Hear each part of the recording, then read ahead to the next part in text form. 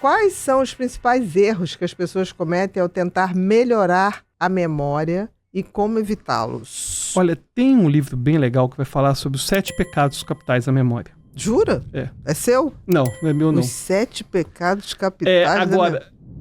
Agora, claro que é um título mais mercadológico. Tá? Agora, desses pecados, tem 2 que eu considero os mais relevantes. O primeiro é a transitoriedade.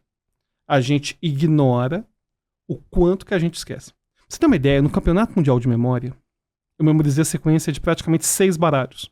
Cada baralho tem 52 cartas. Nossa. O ponto essencial é que eu tive 1 hora pra fazer isso. 15 minutos foi memorizando. O resto foi só revendo. Eu gasto muito mais tempo revendo Do que decorando. do que guardando. Sem dúvida. Guarda. Memorizando. Do que memorizando. E por que eu tô falando sobre isso? Porque se você não reconhece que a memória é transitória, tem algo que eu chamo de monitoramento da memória. Se você, ao longo do seu dia, não pensar, eu vou lembrar disso. Porque é interessante que aquilo que a gente tem muito medo, a gente acaba criando muito recurso. Então, por exemplo, isso aqui, isso é complicado, deixa eu anotar.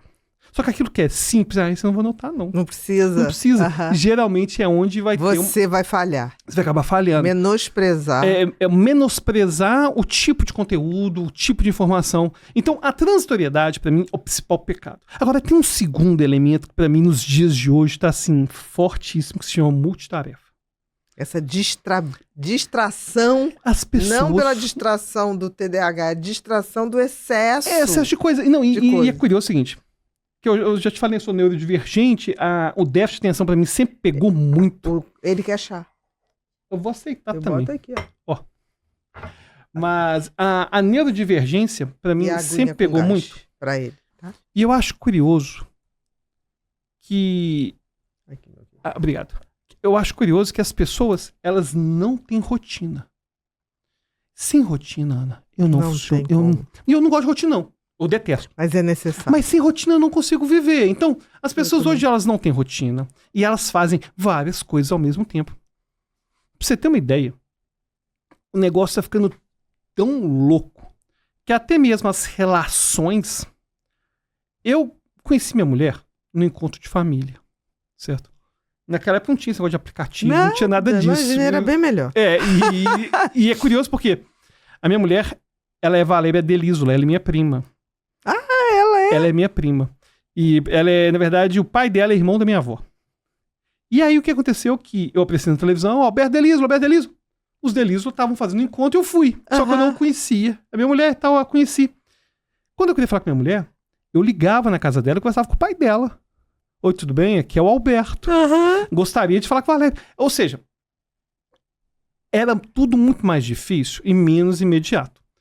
Então a gente não tinha essa questão de conversar com várias pessoas ao mesmo tempo. Não, cara, eu ligava lá e ia conversar com ela. Hoje... Você sabia o que queria. Você não ficava ligando para uma opção de gente. Hoje... O cardápio é vasto. A pessoa tava no Tinder. Aí você não escolhe o que você vai comer. A pessoa tá no Tinder. Ela conversa, o colega meu tá comentando, conversa com dezenas de pessoas ao mesmo tempo. Exatamente. Como que você vai ter uma conversa real com alguém... Conversando com dezenas de pessoas. Não, e a pessoa falou uma coisa, outro dia tinha uma pessoa que usa aplicativo falando assim, não, mas aí, Bia, quando eu vi que era do signo tal, saí. Eu falei, como é que é? Não, você dispensou uma pessoa porque era do signo. Não, mas zoeira, não tem como ser sério, não. Aí eu falei, é sério isso? Não, é sério. Não, aí... É que eu sou aquariana é assim. Não, e agora, nos aplicativos, isso é mandante. Tem que dar o signo. Mentira. É sério. Eu falei assim, isso é sério. Eu nunca entrei em aplicativo, então não sei. Aí ele falou, não, é sério. Se você for entrar, você tem que dar o seu signo. Senão, nem entra. Não, eu entrei na faculdade em 2005. E a ideia quando estava na faculdade, da modernidade líquida do Bauman. Era uma ideia muito forte. Depois teve a questão dos amores líquidos. Bauman. Pois é, e hoje tá mais real do que nunca essa questão. E eu tô falando isso porque... Foi um gênio também, sem dúvida, o Bauman. Sem dúvida, pelo amor de Deus. Ele previu tudo que tá aí. Pelo amor de Deus. E essa Amores superficialidade... líquidos, tudo líquido. Essa superficialidade tem muito a ver também com a forma que a gente consome conteúdo, com a forma que a gente estuda hoje. Não, é a forma como a gente escolhe parceiros ou parceiras. Claro. Porque você acha, mas pode ter um melhor. Aí descarta aquele. Não, Aí não, assim, mas ali pode ter, não sei. Não é assim. E infelizmente, as relações humanas... Eu sei que parece que eu tenho 80 anos de idade, 90 anos de idade quando eu falo. Não, mas eu sinto que ela tá prejudicada. Eu ouvi um dia desse. Não me comprometo com a estatística que eu vou dar agora, certo? Eu não sei a procedência, enfim, não é científico. Você sabe. É chute, certo? Enfim. Mas eu ouvi uma coisa assim. Que mais de 50% dos homens hoje, que têm entre 25 e 35 anos, nunca convidaram uma mulher pessoalmente pra sair. Ah, sim. Falei, gente, mas eu achei isso... É digital. Falei, gente, louco eu achei assim... Não, gente. Você nunca chegou pra menina, oi, posso te conhecer? Oi, posso conversar com você? Não, você foi fazer dança para se aproximar. Exatamente. Como também teve a geração, eu tive muitos amigos que iam tocar instrumento, violão, para poder, numa festa, poder cortejar. Ou cortejar, tocar o violão, olhar, encarar. Não tem mais isso, esse face-to-face. E quando falou que mais de metade dos homens nunca chamaram mulher Mas eu acho que as pessoalmente. mulheres também estão assim. Pois é, mas acho que sim, eu acho que é tudo. Isso eu acho mais geral. assustador. É que homens da minha idade que estão solteiros, parece que esqueceram como que foram os anos 80 e os anos 90. Esqueceram. Aí vão pro aplicativo fazer a mesma coisa. Pois é, eu acho isso muito esquisito. Acho muito esquisito. Então, se ressaltando aqui a questão dos principais erros, eu vejo que a questão da transitoriedade e a questão da multitarefa são os piores elementos. Para memória, e eu acho que não é só para memória. Eu acho para afetividade da gente. Claro, não, e tem uma coisa extra aí que eu acho interessante, que é a perda de informação, e a gente não tem a sensação da perda de informação. Então, por exemplo, se eu tô dirigindo, mexendo no celular, e dá tudo certo, eu não tenho acesso à informação que eu perdi no trajeto. Só vou ter esse acesso se tiver um acidente. Se surgir algo inesperado, eu bater o carro. E com a aprendizagem é a mesma coisa. No momento que eu tô estudando, ouvindo podcast, conversando com 10 pessoas ao mesmo tempo, mexendo no Instagram, fazendo tudo isso ao mesmo tempo, ouvindo música, eu não tenho acesso à informação que eu tô deixando de aprender.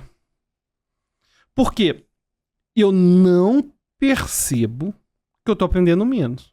Não. Eu só vou perceber isso depois, quando eu fizer uma avaliação, se eu fizer uma avaliação. Isso é verdade. Tanto que para escrever, eu preciso, assim, eu tenho um ritual.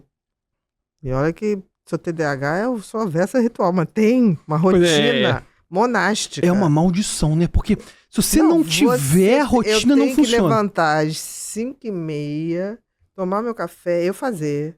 Celular desligado, não existe.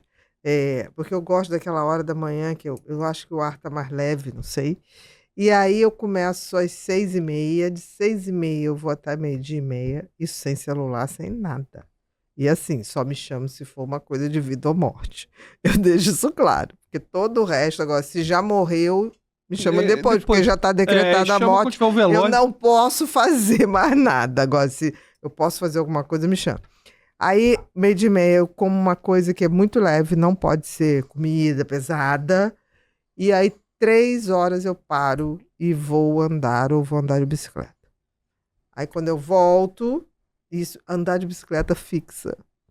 Alguma coisa na minha cabeça. Eu volto, preparo, tomo banho, preparo o que eu consegui fazer naquele dia, o que é o planejamento do dia seguinte, separo por itens, tomo banho e vou dormir cedo. Mas assim, as pessoas eu tenho conhecido ficavam assim, e aí, vai mofar aí dentro da casa? Sabe? É assim. Senão não funciona. Não funciona. Então tem o processo. Claro, e você tem que submeter o processo. Rotina. Não, você não. Eu fico realmente sem sair uns 3 meses. Então, assim, é o processo. Claro.